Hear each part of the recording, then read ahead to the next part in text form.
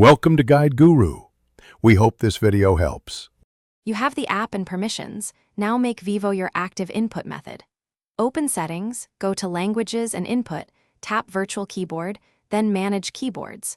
Toggle Vivo on and confirm the system prompt.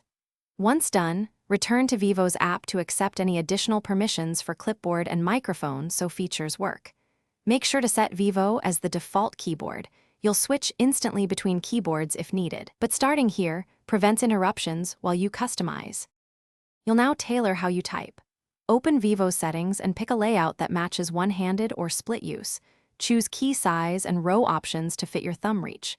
Enable swipe typing and set autocorrect sensitivity. Higher sensitivity corrects aggressively, lower keeps original words. Add languages and download their dictionaries so prediction works offline.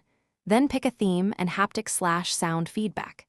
These choices speed typing and reduce mistakes. Adjust incrementally to find a comfortable balance.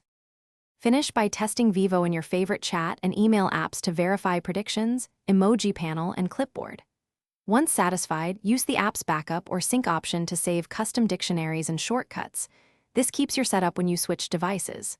If keys lag or predictions fail, clear the keyboard cache, restart the phone, then reopen Vivo. If problems persist, reinstall the app.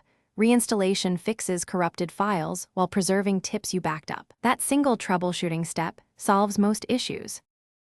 Thanks for watching. Consider subscribing if we helped you today.